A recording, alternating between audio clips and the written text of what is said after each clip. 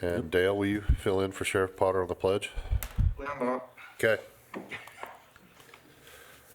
Our dear kind Father in heaven, we come before thee today in this body. We appreciate the freedom in which we gather underneath, and help us to not take it for granted. Please watch over those people that are in harm's way.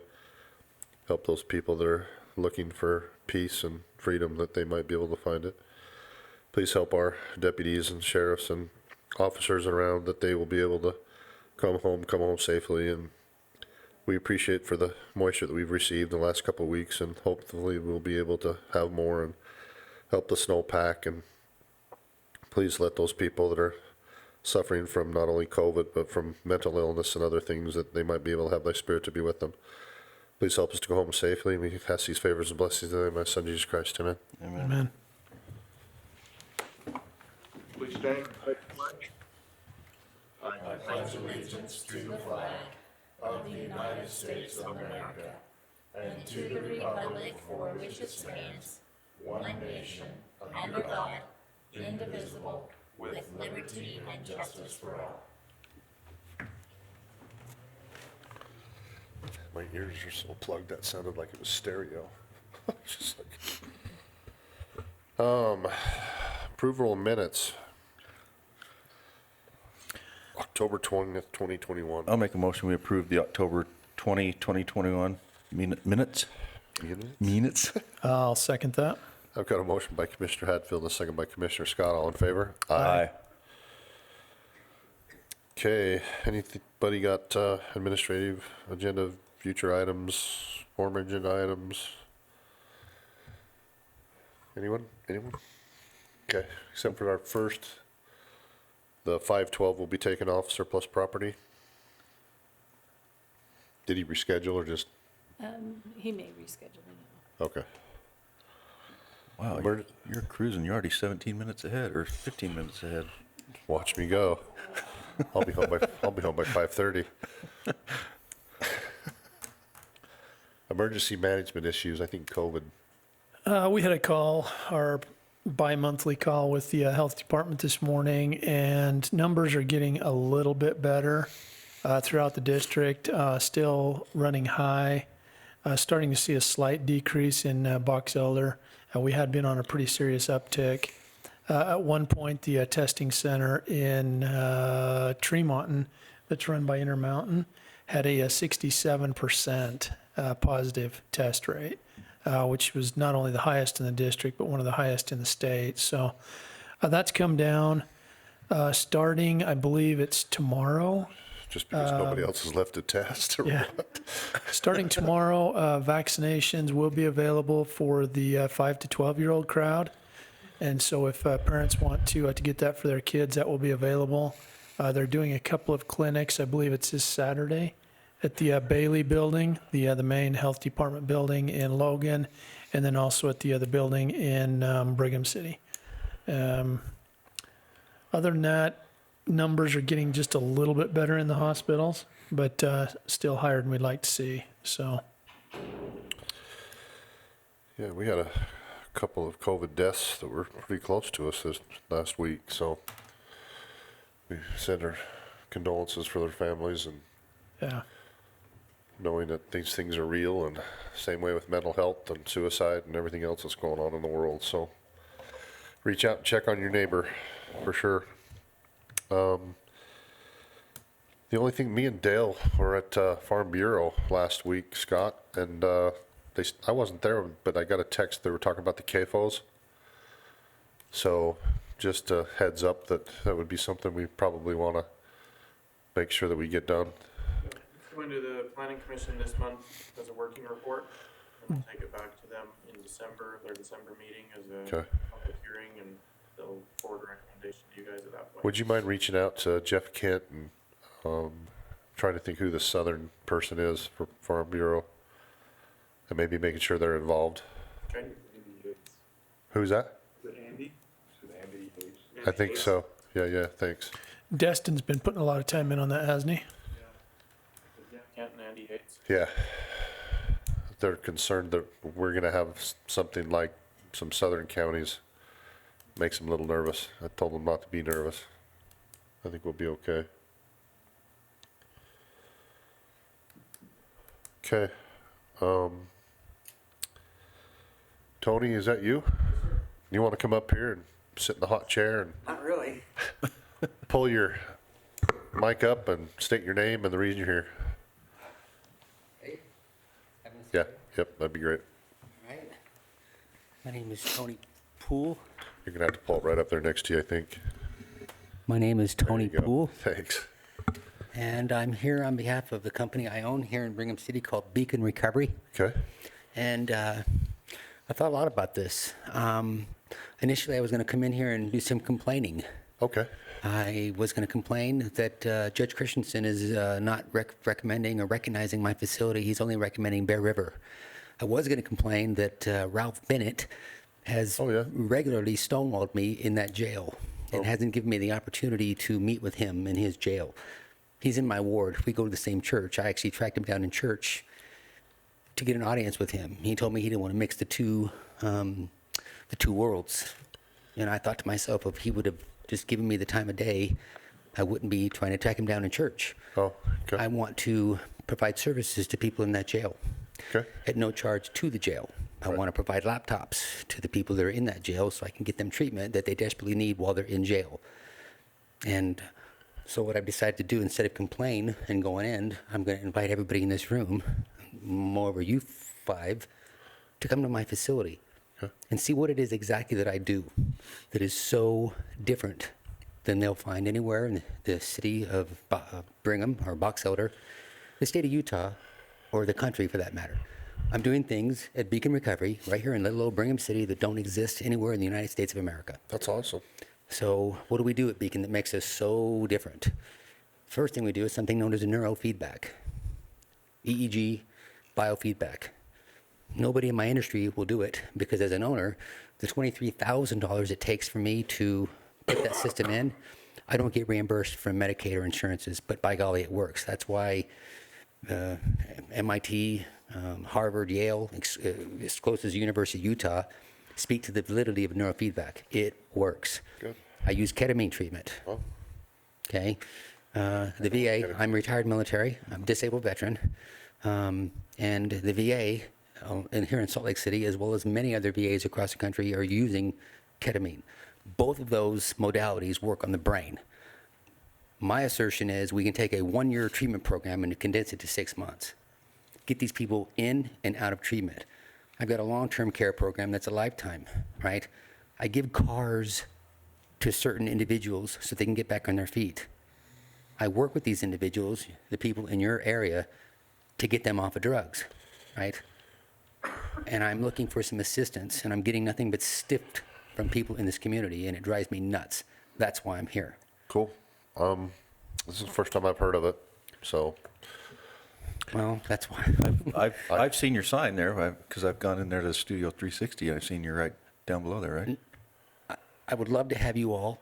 It's one thing for me to tell you what did I do. Neurofeedback, if you all aren't familiar with it, I am very familiar with that and ketamine, so I know exactly what you're talking about. well, usually I get told, what are you doing with ketamine? Well, the VA has been using ketamine with tremendous amount of results. One treatment of ketamine will diminish those veterans' suicidal ideations upwards of 80%. Oh. It works. Resets your neurons. It does. It retrains the brain. But when you combine neurofeedback with the ketamine, both of them working on retraining the brain, it has tremendous results. Okay? But we use epigenetic testing.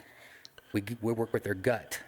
We do live blood cell analysis. We work on their gut health. We do so much more. And I'm not knocking Bear River, but they don't even come close to the treatment that we offer at Beacon Recovery. Not even close. Do we RFP that out, Dale? Do we RFP that out at all down at the jail? We have numerous programs down there. That's what I thought. Some we try to, the beer tax money that I get has to be spent, some of that has to be spent on that type of, Well, I was going to say, I'd be happy to go. Well, I think it'd be I good. will look and do see what it it in is the you jail do. for free. Oh, thank you. I will provide laptops Yeah. to the jail. If Ralph Bennett would have given me the opportunity to tell him this, I would have. Well, I'll we give have them we have a laptops. new jail commander now. Oh, Well, can I get an we audience will with We'll Susan? have one. Yeah. I- So as soon as that happens, if you get a hold of How do I do that and when? Is it with this gentleman right here? the, well, He's the chief yes, deputy, he's our chief deputy. but we'll, So you- Well, this is a fortuitous opportunity. I Yeah, mean, he's So, always here. Tony, Yeah, if you're providing this to the jail at no cost, obviously there's a cost to you. There I is. mean, there's money. Somewhere. Where's it coming from? I mean, unless you're a not-for-profit or this is where the money's coming from for me to So- treat that people in those jail. When Medicaid gives me money, and I deal primarily with Medicaid patients, of course I want to do private insurance. They pay more. But people with private insurance are in the front of the line. What I want to do is give to the least of these. These individuals that are going through the system, they're at the back of the line. And it drives me nuts. They don't need to be at the back of the line. They need to be at the front of the line, right? Ketamine. You can go to call Cash Ketamine in Logan. They're charging $250 a dose. I'm giving ketamine to my patients at no cost. I'm paying for the ketamine, but I'm not really paying for the ketamine. Their insurance, Medicaid, gives me so much money per treatment. Right. I'm taking that money and I'm spending it, well, on them. I've got 2 cars over at Fix It on the corner, right around the corner. Right. And they're fixing cars for me. And I'm not, don't get me wrong, I'm not going to give cars to every single person who comes to my door. But if you come to your meetings and you stay clean for X amount of time and you need a car, I'll give you a car. Now, am I going to give you the car? No. Here's what it cost me to get it fixed and what it cost me to pay for it. just to get them on their feet. Just get them on their feet. Yeah, and then Well, here's the bill, with and the then you job pay me market back. around here, Huh? I said with the job market around here. That's another thing. there's I work plenty with of local opportunity. businesses to get them jobs out at the Kazula, right? But you got to be clean, right? And you got to come to your appointments because you're court ordered, Yep. right? And if you don't do these things, I've got 2 patients that are currently in jail because I had to tell the truth. I'm letting probation, I work with AMP, PPSI, and adult probation. Matter of fact, Clay Yardley, y'all know Jim Campos, there's a stud, right? Jim Campos I got nothing but good things about that guy. Clay Yardley comes and he volunteers at my facility to work with these people as well. So We just did a suicide prevention awareness thing for vets last 2 weeks ago. it works. I probably ought to see if I can't get you with John Gossett too, out of Tooele. Okay. To try to help with that situation. You But bet. Get Dale's card. I will. Can I Let's- give any one of you all my card? And then, Oh yeah, well, Please. I just gave you mine. I did. I saw that. So text or call or do it. Yeah. Yeah, just shoot me a text. Thanks. I will make time to have you all, see what we do. Yeah. Obviously, you're familiar with neurofeedback. And just so you know, we don't do IV or IM on the ketamine. We're doing it troche. I was doing the naso, but the troche works so much better. My medical director is a board-certified addictionologist. My clinical director has been a CMHC for 23 years. I've got a great staff, the Okay. best in the business. That's awesome. Yeah. So- Thanks for coming. Okay. Tell us what you do. Get Yeah, Dale's appreciate thing. it. Thanks, Tony. Keep up the good work. Thanks, Tony. Maybe your buddy from Ohio, that what she suggested might, Okay. some of that money. Oh, yeah. Doing something like that. Might be a good That's a idea. good idea. Well, yeah, you've together. got that chapter that she was talking about. Yeah. Okay. Looks like we're up to Annie. Consulting services contract. The legal department has a consulting services contract with Corey Sherwin. I don't know if you remember him. He used to work with the attorney's office. Yep. He's going to contract with us to work from home to help with trial prep and other case management. Now that the courts are opening back up, we're getting backlogged. They've been scheduling trials all the way through. I think we're up to 2023 at this point, so we're getting slammed. And so he's going to help us out in moving all of that through. And that's what that contract is. Okay. I looked at it. I think it's a great deal. It's as needed, and Yeah. so no, I think that's great. Sounds like it's. Yeah, I'd make a motion that we approve the consultant services contract number 21-31 for Corey Sherwin. Second. I've got a motion by Commissioner Scott and a second by Commissioner Hadfield. All in favor? Aye. Tom, you're up.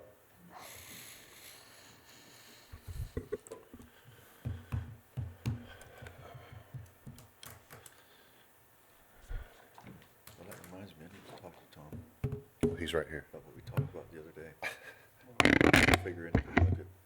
Oh, yeah, Remember what it was? the SBDC. Yes. I've got some info on that. Yeah, okay. Where did we take that out of? Can you remember, Tom? That was RDA. Was it RDA? SBDC? Okay. You're on.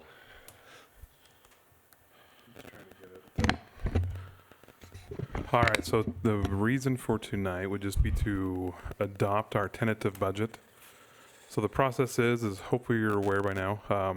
So we go through the budget process, get things out to department heads, they've met with you. We've compiled it all into a nice, clean, easy to understand document. Ha ha ha. We're working on getting it better so that someone who doesn't like numbers can actually see what it means, what it understands. But for tonight, we just have the numbers. We're in the process, my staff and I, of switching financial systems. So it's been lots and lots of. They make software like that for people that don't like numbers that can understand. They don't. It's called the pie chart. That's what. You just sent it to me the other day. That is exactly what it is. That's that pie Called chart. Pie charts and open white space and Just say pie. fun stuff. So the budget that was sent, and you guys have access to the software that all the department heads used, that I use to do this fun stuff. So, excuse me. Overall, for 2022, the budget for Box Elder County will be just over $49 million. Now, with that is because we are budgeting quite a bit of ARPA money that we don't quite know how it's going to be used, but just so we don't have to go back through, reopen budgets, we've kind of put in a placeholder. Yep. Okay. So the placeholder is in there for the ARPA money. Is that just what we've received so far? Or I is that put all of it? 6 million in Okay. for the placeholder. So we've received 5 point. 5 point change, 5.4, 5 around that. 'Cause I think we're getting 10.8, 10.9 is our total. 10.88. So Until they send you the ARPA pilt. yeah, and if we get the PILT thing, that's another dynamic. That one I did not because I haven't heard anything concrete. So that one I left out. But if we get that, then we will revisit that topic at a Okay. to-come date. So there's the budget. The RDAs, they will function, each project self-sustaining and stuff like that. So Right. there's nothing new in the RDA world this year. The one thing that is nice, I'll have to go look. I think I actually messed up. Aren't we? Ag Park goes away. Ag Park goes away. That's what I was just going to ask you. I put it into the budget. So so it's a tentative budget, but That's why they call it tentative. it goes away. It's 173,000. It'll be distributed. No, so that was just the Just number. The budget? That's how Oh. much it was getting in property taxes from all the participating entities. Okay. So, yeah. Okay. You guys got any questions? Yeah, so looking at this, I mean, it's obviously showing a pretty serious shortfall as far as a deficit. How come the deficit is so high? Are we not accounting for all of the ARPA money? Or, I mean, obviously, we typically are very conservative and we over budget expenses and under budget revenue. But this seems like it's substantially higher than what we normally see. Revenue's going to go up. Yeah, the main, besides the ARPA, it's the personnel cost that continue to drive the budget. Right. And it is with that also the conservative budgeting that we do. Like, for example, in the general fund. So that is where the majority of not the majority, it's where all the operations for the jail takes place. I don't remember the last time that the jail was fully staffed, but we budget it as if it is. It is. And so that happens in all of those departments. Patrol, they're all budgeted to be fully staffed, but in reality, most of them are down Substantially. 3 to 6 positions. Yeah. So it's just the Okay. methodology that we use. But I mean, even if we took care of that problem, you would still show an anticipated deficit, mostly still back to the cost of personnel, the increasing cost, even though this year there is no health increase Right. on the health insurance. But the COA and everything else is eating it up. Yes. But the other funds, they continue to be in good shape. Tourism, the TRT, TRCC, they're on pace to be a record year this year. Those numbers on Sales tax continues.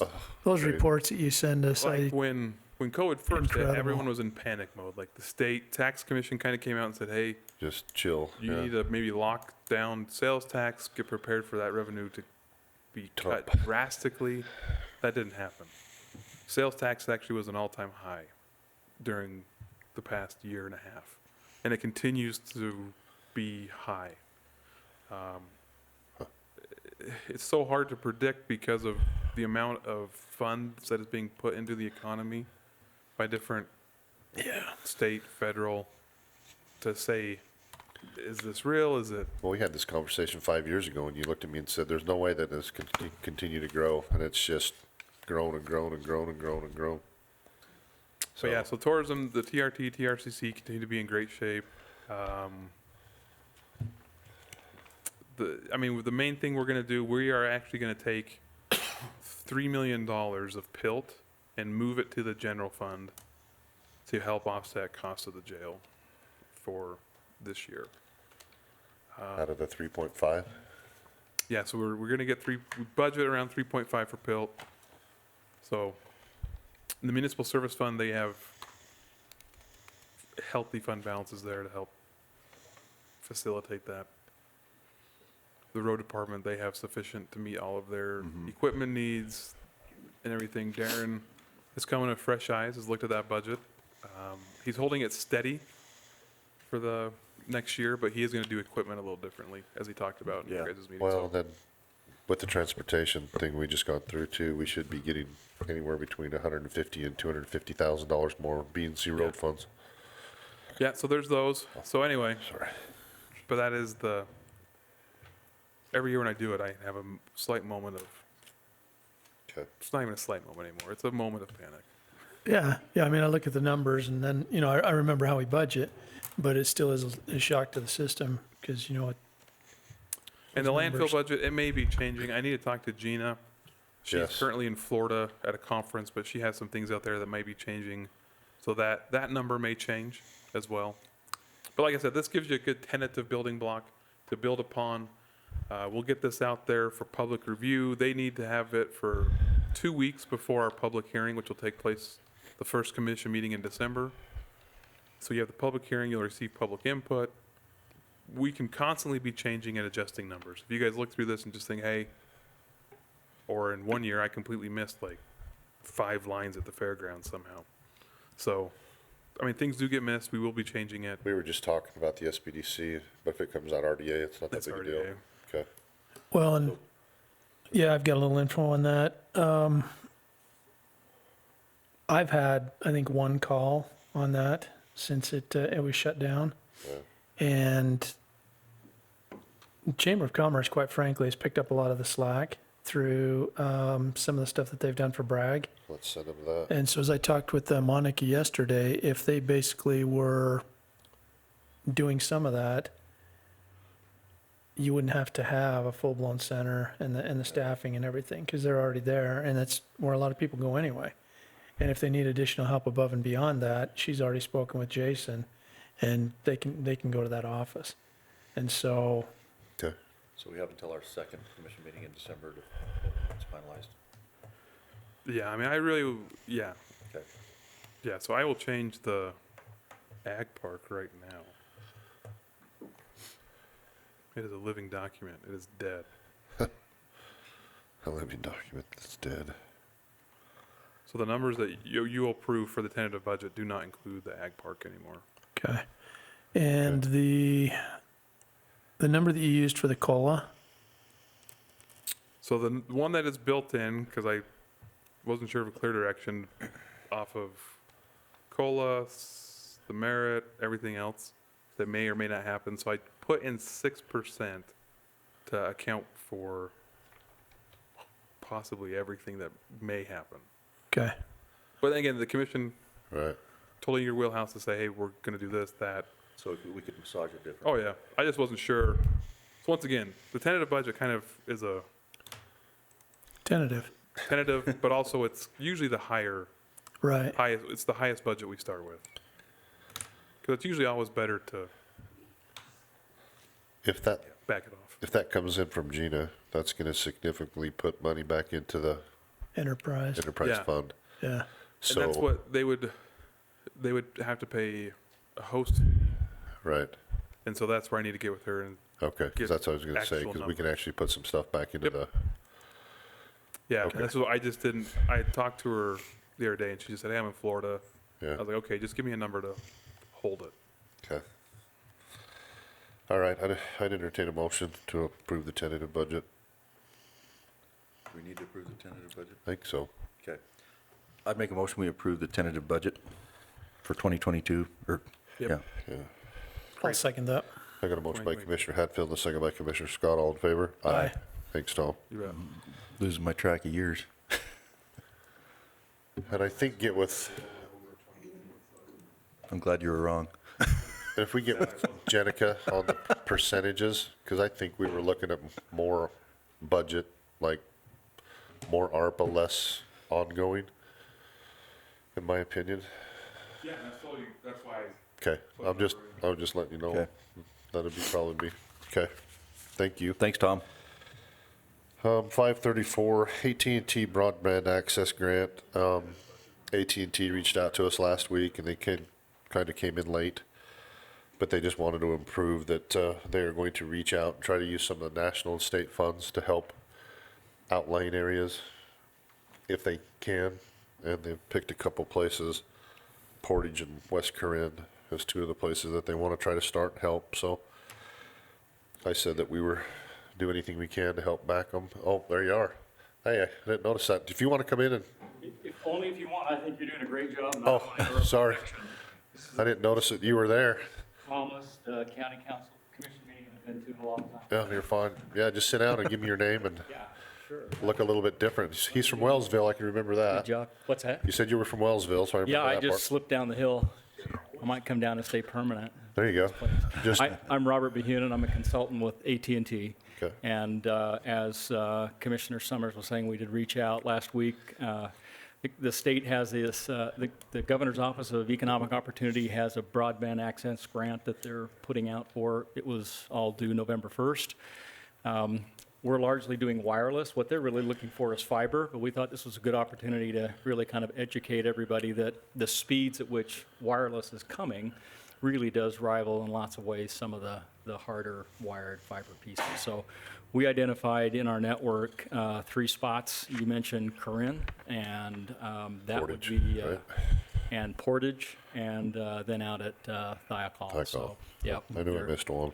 3 great areas, 1 new macro site build if we can get it, and the other 2 are upgrades. And some of these upgrades would be increasing speeds and capacity, some of them up to 400%. So I don't know if we're going to get it, Yeah, but it but doesn't when cost you're you at all zero, when you're at zero, that's the way I feel, yeah. Out in my 16 acres in the cornfield. When I was at 0, it was bad, but now that I got exactly. something, it's great. So we appreciate your staff. Yeah, Really Chrissy's been give good. a shout out to Chrissy and to our clerk who got us on the agenda, all of you. Thank you so much, and for the memo of support. And yep, if you honestly- pass that resolution, then we'll be at least in competition, and hopefully we can get some things done here and and if, make and if good. it happens to happen, let us know, because we can Yeah. actually use your dollars that you're putting into this, plus that, Sure. match federal in different areas. Yeah. So we can do that, so let Perfect. us know if you get it. Well, any lobbying or swaying we want to do with GoEd to get us some added capacity, we'll take. So It's a I don't know little how legal easier that is. to enhance or to upgrade infrastructure when it's above ground too, isn't it? It's what?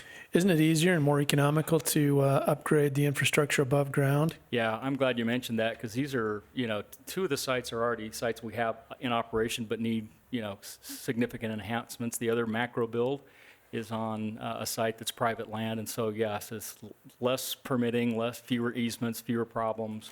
It just makes it a lot easier. Yeah, So absolutely. then correct me if I'm wrong too, because some of these things that I told you about the other day, fiber is gonna be coming by you. And if you come within a certain amount of fiber, by law, they have to let you hook up. and Right. hook in, even though you're wireless, so that'll actually increase your speeds even that much Right. more. Yep, exactly. Okay, I know way too much about, I'm getting concerned. I would be too. But again, thank you very much. Okay, thank you. Thanks. Appreciate Thanks. it. Can you bet. spell your last name for me? Behunin. You bet. Thank you. I'd entertain a motion.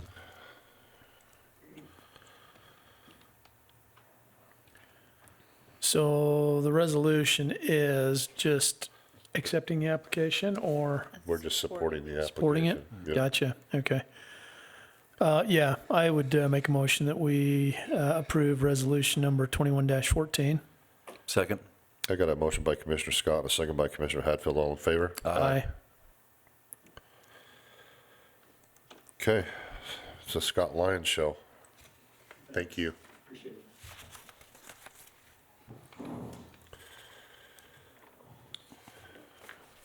Okay, first item I have, it's a request for a rezone. This one is in West Corinne. So this one, let's see, it's located 5800 west and 4000 north. The property is currently zoned RR5, rural residential 5 acre, and the landowner is requesting that it be changed to RR2, rural residential 2 acre. So this went to the Planning Commission at their last meeting, their October meeting, and they forwarded a recommendation of approval to you. There were some people there in support of it or neutral on it, and there were some adjacent property owners in opposition to it. Ultimately, the Planning Commission forwarded a recommendation of approval based on the findings that so the property directly north, this sits on, as I stated, 4000 north. All the properties east and west of this property are also zoned RR5, but all the property north of 4000 north is zoned RR2. RR20, so, which is Half acre. half acre. Hey, half- So there's 5 acre to the south of 4000 north and half acre to the north of 4000 north. And these guys were asking for 2 acre. So despite being some opposition from the adjacent landowners for having smaller parcel sizes, the Planning Commission determined that there's even smaller parcel sizes Directly north. adjacent directly across the street. Okay. And with that finding, they forwarded a recommendation of approval. Well, I guess on a couple of these parcels, it's really not going to make a ton of difference anyway, because you can't build multiple dwellings on it because of frontage and wetlands. Yeah. Yeah, some will be affected by frontage, some will be affected by wetlands, and then it just kind of depends ultimately what the property owner wants to do. This particular property owner, while they did buy it at RR5 and would proceed under that zone, their reasoning was they're a younger couple and housing's expensive, and they figured if they could sell half of the lot to cover some of their costs, then they would at least try and do that. So Okay. All right, I entertain a motion. I'll make a motion, we approve ordinance 544, the rezone from RR5 to RR2. I'll second that. I've got a motion by Commissioner Hadfield and a second by Commissioner Scott. All in favor? Aye. all right, the next one, this one originally came to you, I believe March 3rd was the meeting. So it went to the Planning Commission on February 18th, and then came to you on March 3rd. In that time frame, you guys should have received the petition from adjacent property owners in the community. They basically stated that on February 18th, the Planning Commission recommended a zoning amendment request that would change the zoning of this 5 acres from, it's on 4740 north, 6800 west, just so that's on the record. The request is to change it from the RR20, so rural residential half acre, to MG, which is general industrial. The primary concerns of those who signed the petition. There's probably About 30 to 30 40. to 40, yeah, petitioners, are creating and maintaining a junkyard in an area that is zoned for residential use would negatively impact quality of life for the surrounding residents and landowners. Junkyards are unsightly, have foul odors, and attract rodents. They simply do not mesh with the rural, residential, and agricultural feel of our community. As residents, we have chosen to live, work, and raise our families in West Corinne because we value our land, our agricultural background. Junkyards devalue our hard work and do not represent what we hold dear as a community. Second concern is it has come to our attention that the parcel of land in question may be comprised of wetlands. As per the Army Corps of Engineers, creating and maintaining a junkyard on a wetland would likely contaminate groundwater and the environment in the area. We ask that Box Elder County Commissions reject this zoning amendment and keep the land zoned for what it was originally intended to be, part of a rural, residential, and agricultural community. So that petition was submitted by Scott Hansey and signed, as stated, by 30 to 40 other landowners in the area. And you say this guy hasn't come back since about them? So the original applicant, his name's Miguel Sanchez. He attended the February Planning Commission meeting. He did not attend the March 3rd County Commission meeting. At that time, the County Commission tabled the item, stating that, requesting that I reach back out to the applicant to explain everything that would need to take place if the property were zoned, explain the conditional use and/or site plan process, the wetland mitigation process, different things like that. And see how the applicant would like to proceed as he was not in attendance. So I did that. I sent an email to him. I tried reaching him by phone and did not get a hold of him. I sent him an email on March 10th. I followed up that email on March 23rd, followed that with a phone call, and then I reached out to him again in September because we have a 6-month, if an applicant isn't making effort to have an application approved within a 6-month period, then that application expires. So in that September timeframe, he had reached that 6-month point. I contacted him. This time I actually got a hold of him, and he requested to be on the November 3rd meeting as we sit today. And that he would reach out to me, send me an email communicating what his desires were between September 30th and today. I forwarded him the emails again that I had sent on March 10th, and he never sent anything in response. So we sit today with that. So I guess at this time, you can choose to make a motion on this, or if you'd like, you can just go underneath that section of code that allows us to expire the application. That's what would be my... Either way works for me. So if we don't take action, it just expires because he hasn't taken action at this point. Correct. That would be my preference. I talked to him at that meeting and recommended that he, talk with you, get that information, and maybe do something, even zoning by contract or something along those lines. Because that was the biggest thing is they thought it was going to be a junkyard, but he maybe had some different ideas. And if he would have put down exclusively what it was going to be, I think it would have been more palatable. But if he hasn't come back, Okay. yeah, What was the actual deadline or date for that to expire? Do you have that? it would have been middle of September. So it already expired then. Yeah, technically it has expired. Yeah. So, yep. All right. Just And let then it go. we worked So, on... done. Were you working on a couple other things like that? The people that had permits we had talked about, like out west, that had some of those things that they hadn't come up with and done? Are we working on that thing about that expiring also? 'Cause that wasn't in code, because they actually had a... Yeah, we've been back through, and we're holding pretty tight to that. If we get, like in this scenario where I get a hold of someone by phone just before that application or that expiration date, and we communicate and try and set something up, then I'm okay to Okay. work with them to sort that out. So in this scenario, that's essentially what happened is I reached him by phone prior to that expiration date. We sorted out a date, which was today, and I still don't have anything from him. So I would consider that not putting forth effort to have the application approved within the I just know 6-month we had period. talked about something recently about, So we do have a couple other applications that, since then, that we have closed out. okay, And we've, like I said, we're holding pretty tight to that date at Okay. this point, so. thank you. Looks like you got one more. Yes, so the final one, this is a text amendment.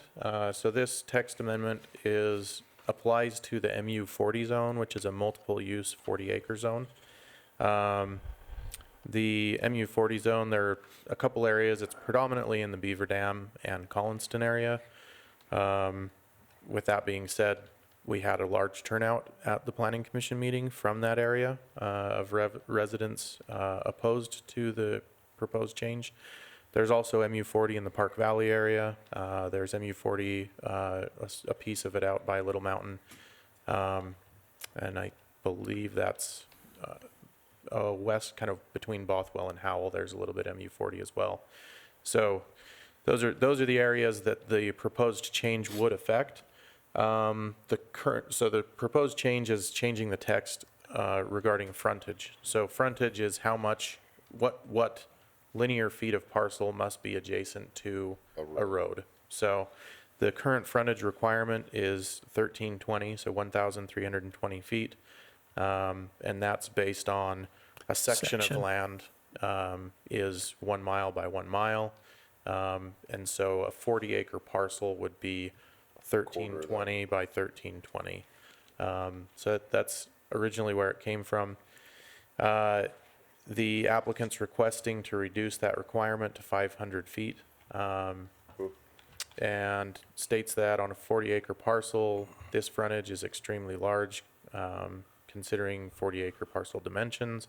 Many of the counties surrounding Box Elder have smaller frontage requirement on this size of parcel.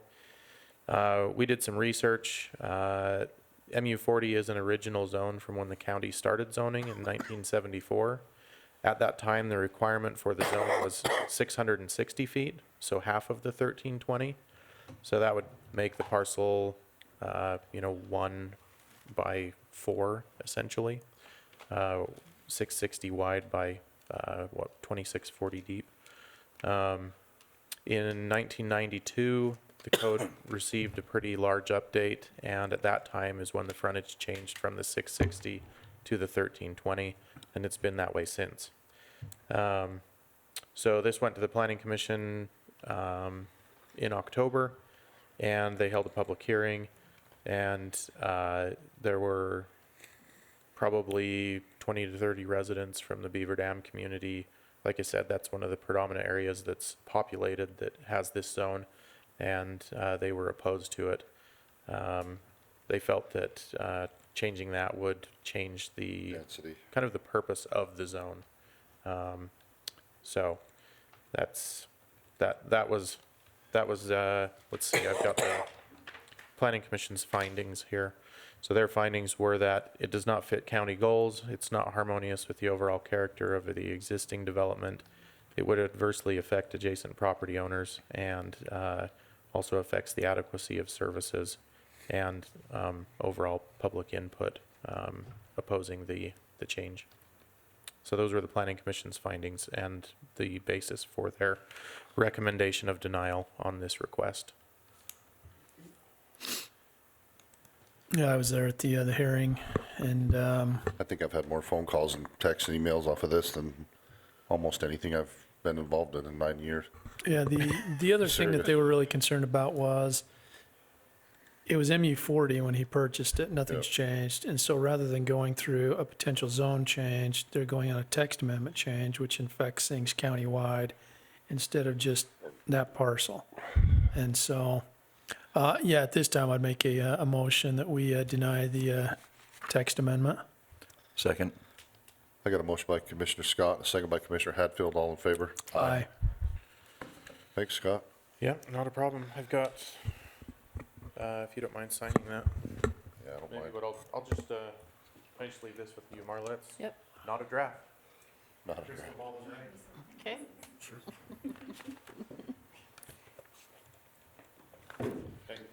Thanks, Scott. Hi, Jenica.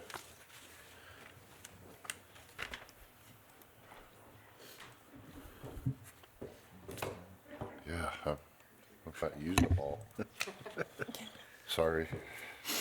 All right, so I'm here to discuss doing a retirement incentive for 2022.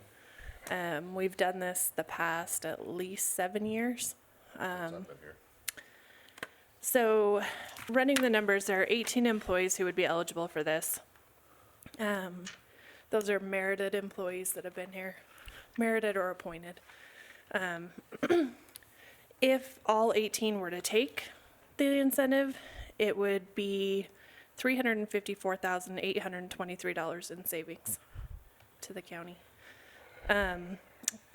This year, we would ask that if you approve this, you do it for January, February, and March of 2022. So that is different than Why before. March? Yeah. Why into March this time? We've got a couple who are eligible to retire in March. And I think that there's considerable savings for us if we continue to incentivize that, so. If we don't incentivize it, just they'll stay. They'd have to Maybe. wait till next year. What was that? I don't think he's gonna stay. We did have one email that came in that was concerned about offering the incentive and the adverse consequences it could have on keeping employees here with a tight labor market. Right. You're obviously, human resources, and you're intimately involved with that. Pros, cons, your opinion? I kind of think that some of these employees are on the fence. Most of these employees have been here 20, 25, 30 years. Like I said, the cost savings is significant. Don't you usually get a mixed bag too? Some take yeah. it, some don't. Yeah, You some don't take it, have some all don't. of them take it. Yeah. Will the Yeah. cost savings truly be that high with some of these positions where we're backfilling, we have to bring somebody else in? And, obviously personnel costs have risen pretty dramatically. Will we still see that kind of savings? If all of them go, you'll see the 354. Those are based off of numbers last week. So And they're those are pretty even at- up-to-date numbers. Even at comparable wages, entry Yep. level for those positions? Yep. Okay. The most savings I think you'll see after you do a payout is probably somewhere between 40 and 50,000 for one position. Oh. So, Now, on those, crystal ball, looking at that, how many of those positions do you think, if they take the incentive, it's going to be extremely difficult or almost impossible for us to fill? I don't know that they're going to be impossible. I mean, obviously about half of them are law enforcement. Like I said, I think most of those employees plan on leaving anyway.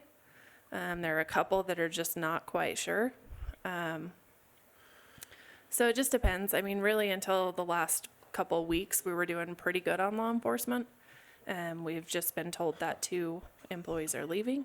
And so now we have to fill those, but it's an ongoing battle there. But So, I think we're better off than we so have if we were been. to approve this, then we're just giving you direction to go forward with the incentive for 2022. Yeah, it would be allowing me to advertise it and move forward. I think it was you that came up with the idea, if they do basically a bonus, even for law enforcement. And I talked to Kevin, the sheriff, about it. He says, well, if we can't do it for one, I don't want to do it for anybody. And so I almost wondered if we shouldn't slot positions. So find out how many positions you're down and put in a slot for that many more bonuses. And so then we can actually offer them to fill those positions with that bonus. See what I'm saying? And it would be Across the board. Yeah, it's like, department-wide. kind of like what Florida was doing, offering their incentives for their policemen that were leaving New York and all that, coming down and working there. Yeah, I mean, that's critical. And, we did really well there for a couple of years, and 18 months. then everybody Yeah. down south. So, okay. Well, That was one concern I had, or the question, so. Well, I'll make a motion, we approve the retirement incentive. Basically give Jenica to work the numbers. go ahead to, work the numbers for Okay. 2022 retirement.